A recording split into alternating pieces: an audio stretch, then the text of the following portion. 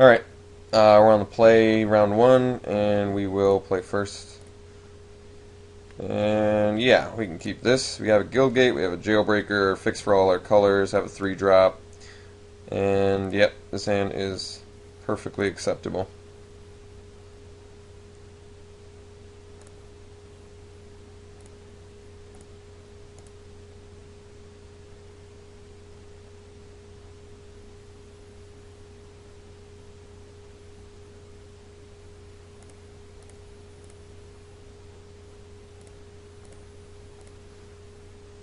Electromancer, that was a good draw. Alright, so I guess we drop blue, I think, which is our most common color. Play the Electromancer.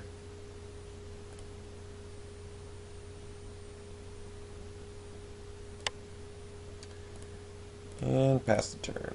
Alright.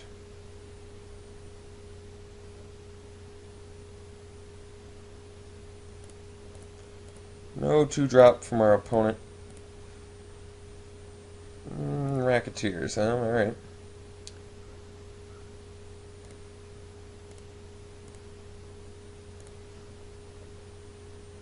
So, I think the plan here is play our Racketeer, discarding a Racketeer. Trying to get a 5th land, probably. Or just draw into better stuff. Alright.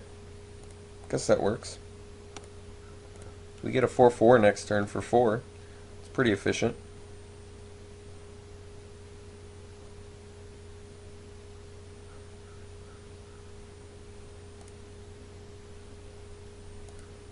Trestle Troll.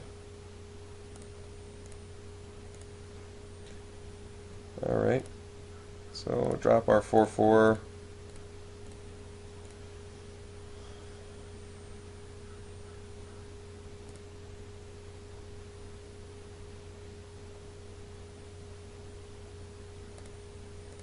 And passing the turn. I mean, if he uses his mana here, I mean, if I attack with Ogre Jailbreaker, it forces him to pay 3 to regenerate his dude. So that's pretty good. We've also got potential for both Void Wielder and Spawn of Rick's Mad Eye, both of which are good. Alright, so he actually can't regen his Trestle Troll, and he can't make us discard from the Drainpipe Vermin.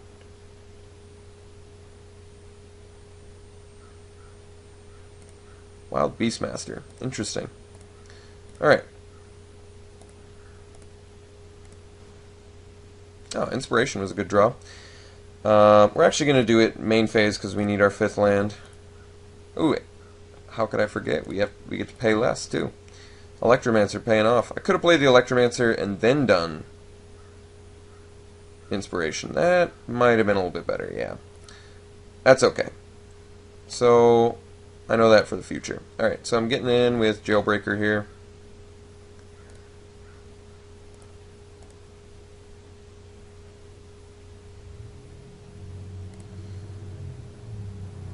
Alright.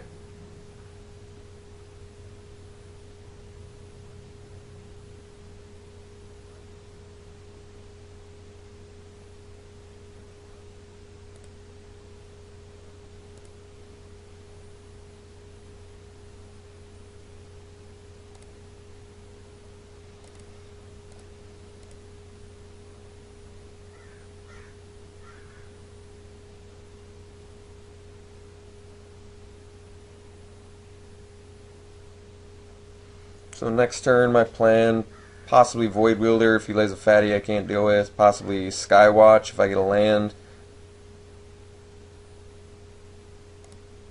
Rage Mutt. Rage Mutt's pretty good.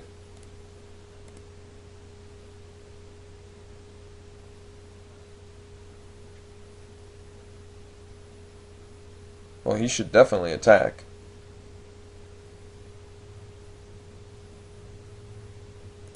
But he's not.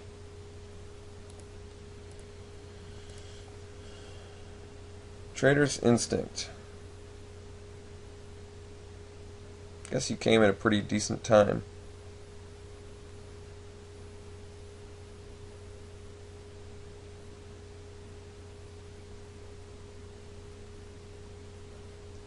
What's the best play I got here? I'm going to attack with the Jailbreaker.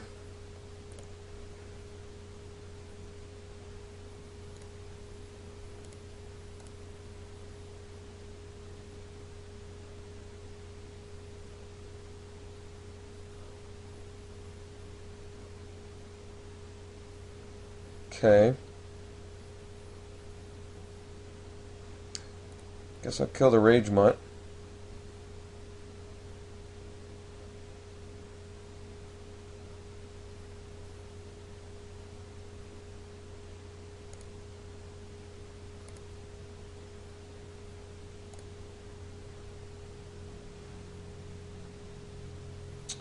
And we'll play the Spawn.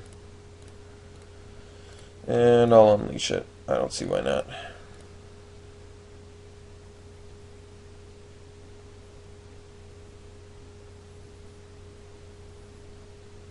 This way it's out of annihilating fire range. I guess I could have bounced his Trestle Troll and then swung in. That would have been way better.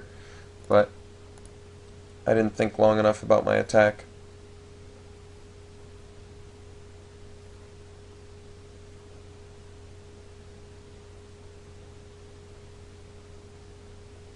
I mean, it still forces him to leave 3 mana up to regen, which is kind of a big deal.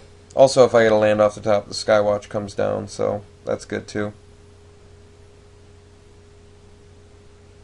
I mean, trading a Jailbreaker for a Rakdos Rage Mutt is not like the worst trade in the world for me.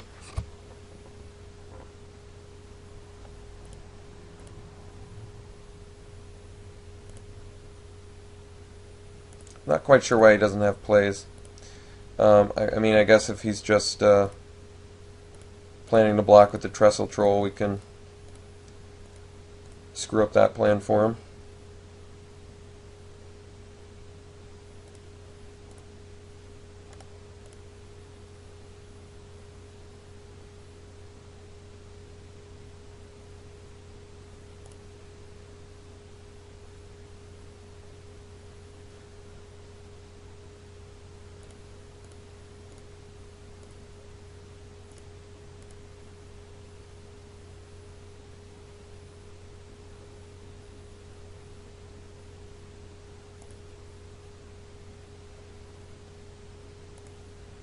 Alright, so he trades 2 cards for Spawn. I'll accept that.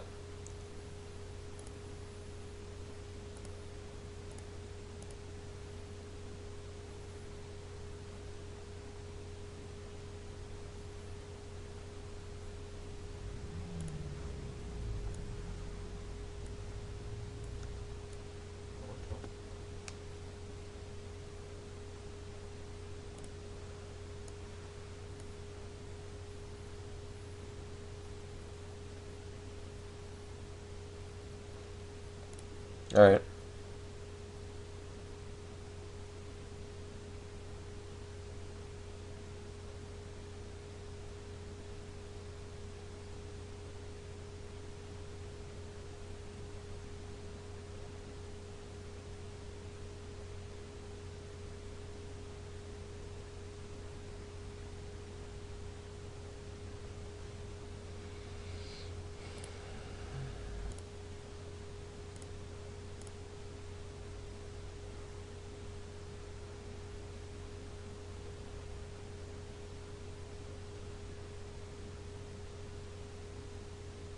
Alright.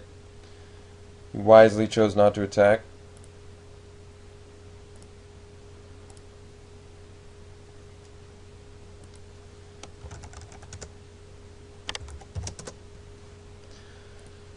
Alright.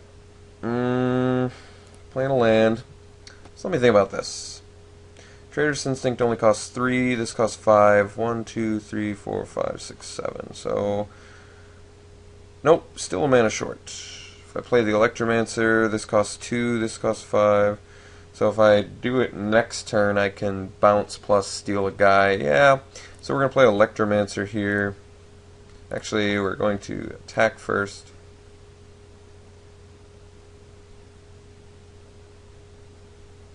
Really, we're just trying to set ourselves up for that ultimate attack.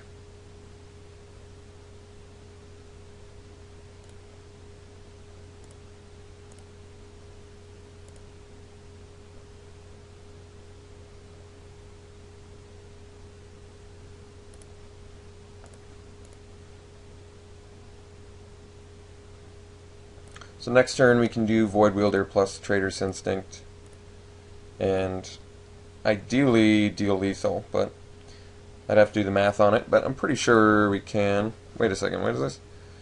What? That card's not playable, is it? It does it. I mean, I guess it's going to start working next turn. Alright, he can't play the Rage Mutt. Let me do the math on how much damage I can do here.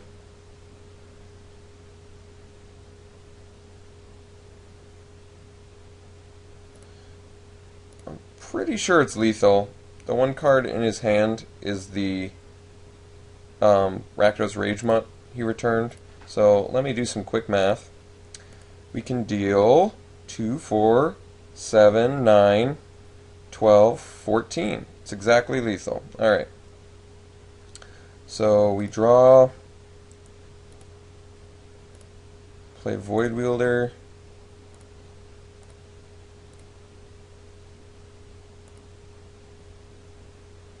bounce Troll,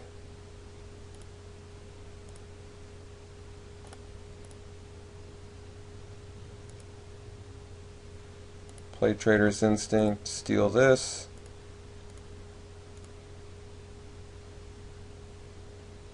Get in for 1,000,000.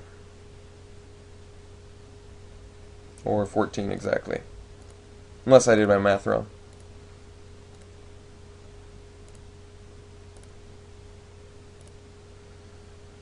Alright, exactly lethal. That's sweet. So, game 2. He's playing Shrieking Affliction. He's also blowing my mind. Let's see. I guess Skywatch played reasonably well there. Daggerdrome Imp is gonna get over top of that Trestle Troll, so maybe I prefer it over the Grim Roustabout.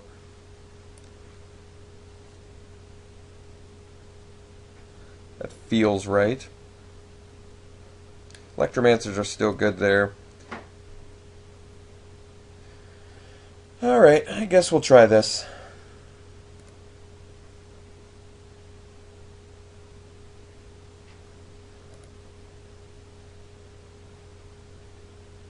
That was weird.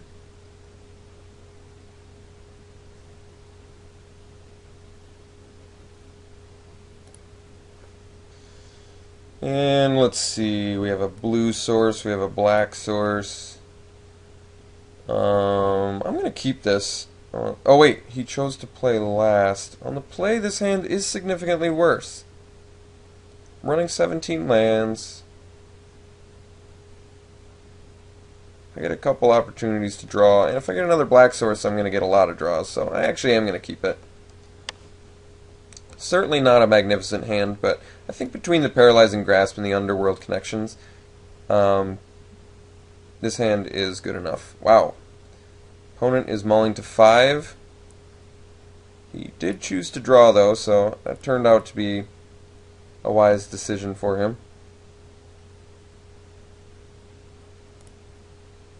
And I do not have a quick start going here, so I guess at this point I'd like to just draw a swamp, get some card advantage going as early as possible, get a draw engine. Alright, well, his 5-card hand is not going to seem so bad if we miss a few land drops here. Alright, he's missing his land drop. Let's see if we... Oh, he didn't. Alright. And we do miss our land drop. And pick up another red card. So, we're going to start off on a bad foot here. So we're just at about every land draw at this point is about 50% chance that we draw a land. 15 lands remaining, 31 cards in deck. So just about 50% of the time we should be drawing lands. Coin flip every time. And it's going to start increasing dramatically if we do not get lands in the next couple turns here.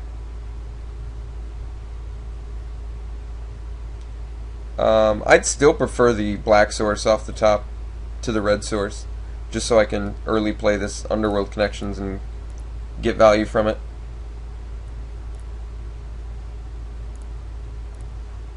There we go.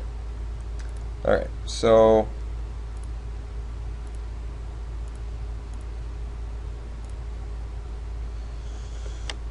got that.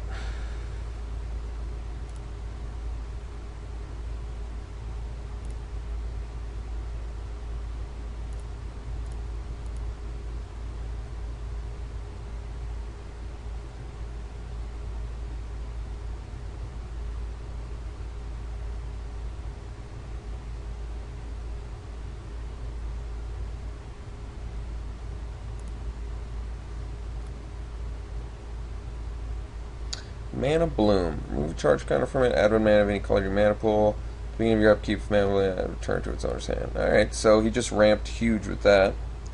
It's pretty good.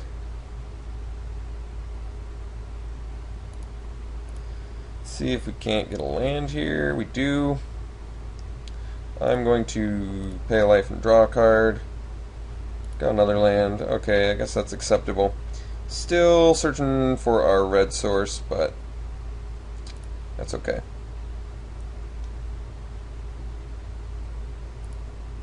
Got a Paralyzing Grasp if he's got a fatty.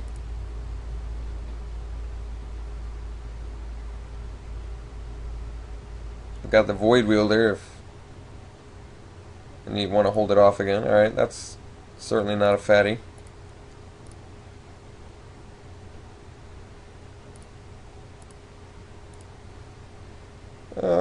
Let's pay a life and draw. And still no red source, huh? And I am going to have to discard at this point. So I think we're going to discard the Racketeer since I have plenty of goodies in here already. Sounds right.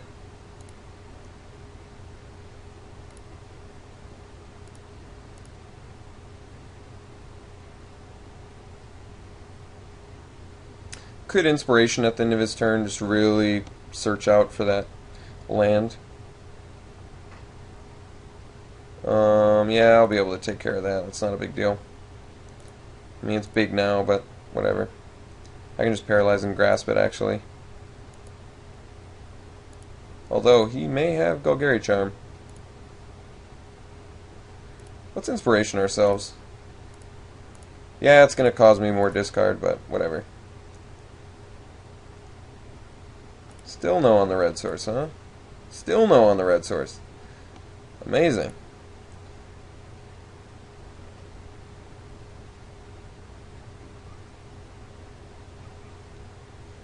Could drop the Skywatch here, detain it, followed by Void Wielder. Yeah, that sounds right. Let's get a threat down there. Certainly don't need any more cards.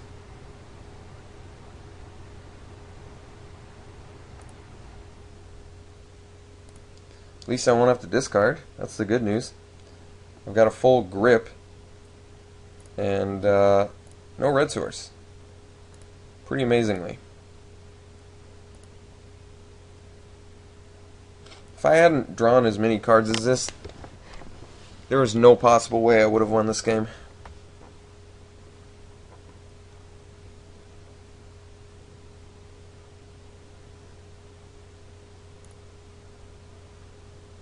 Alright.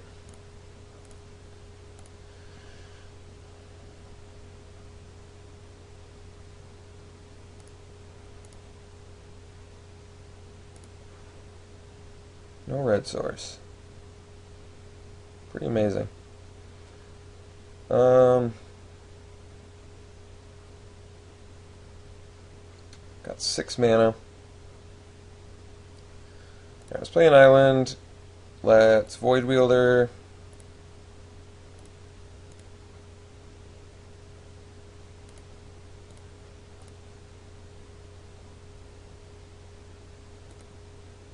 Bounce this dude. Yes, I would, as a matter of fact. Get in for 3. Then, on his turn, we can draw from Underworld Connections. Get some more value. As we continue the hunt for a red source.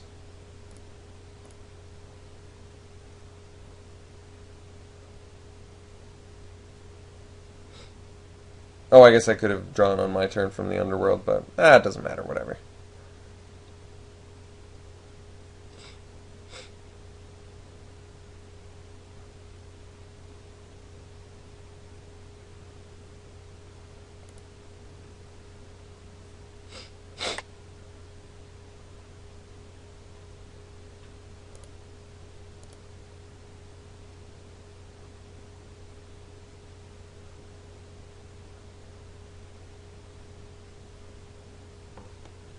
If he attacks with the Innkeeper, I'll still block.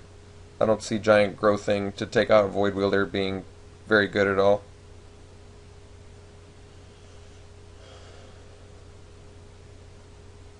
It is interesting that Innkeeper completely negates our Paralyzing Grasp. It's kind of funny.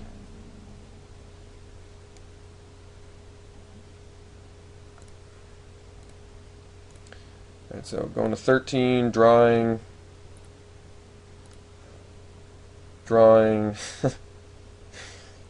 Yep. Still no red source. So 7, 6. Yeah, I can actually draw on my turn still.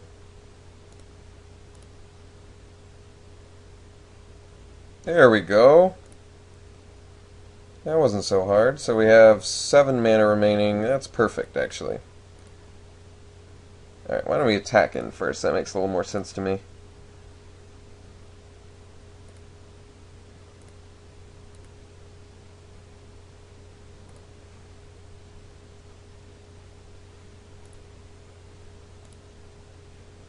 Hell Flailer. My favorite Rakdos card.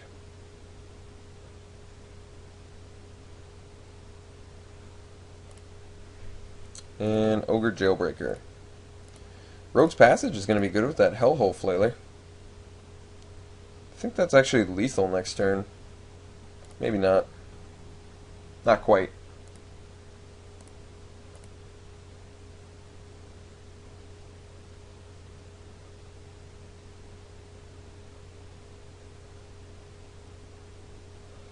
No Guildgate either, kind of surprisingly.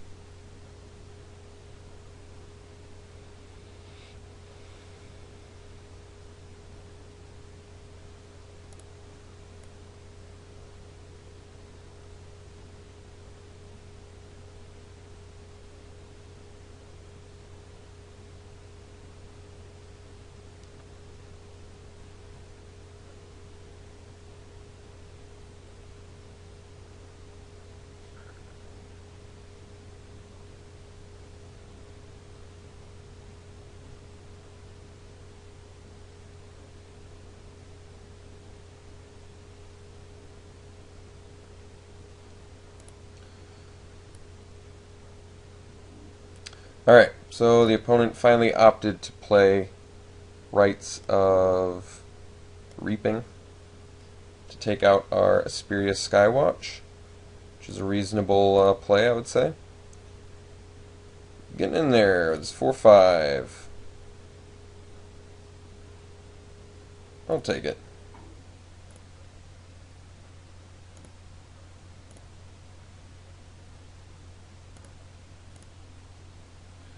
So we get to do quite a few things this turn. We get to play a Rogue's Passage, although we maybe don't need it yet. Maybe we'll play the Mountain instead. Alright. So we Izzet Charm. Kill that guy.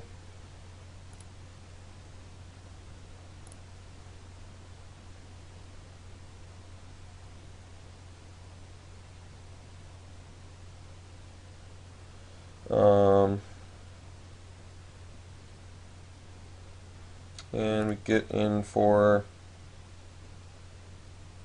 5.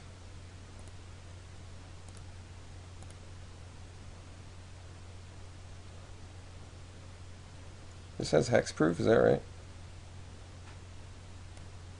How come it doesn't say hexproof on it? Alright, let's see. Yeah, I think we're pretty good. I'm leaving up the Flailer mana in case I need it, and I'm leaving up Inspiration mana.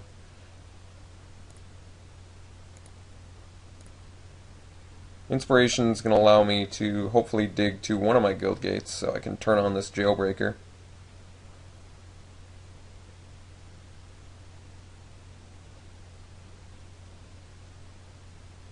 But Rogue's Passage plus Hellhole Flailer is a pretty big deal.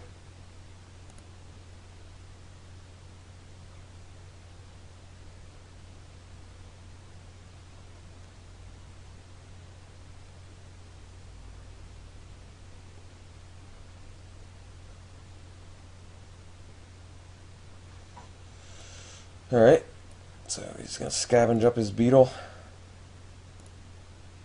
for blocking purposes.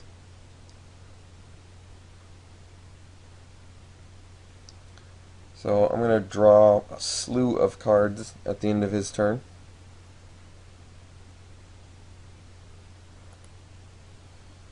Yep, Shrieking Affliction.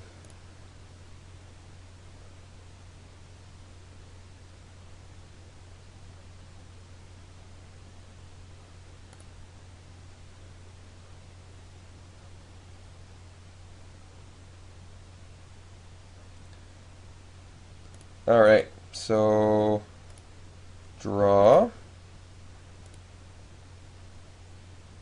Try to draw. There we go.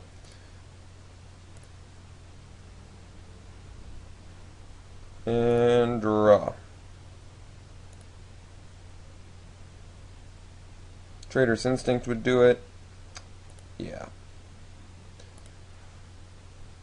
Alright, so I play Rogue's Passage.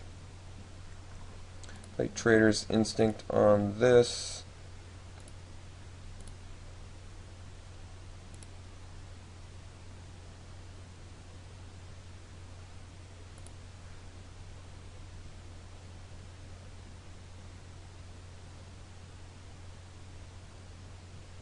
And get in there, and then we can just toss the Flailer at him.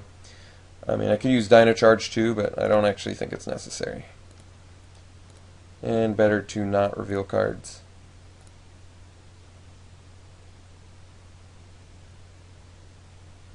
Yep.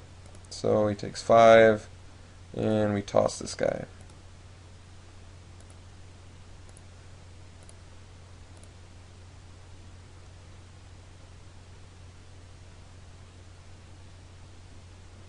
Alright, we got there.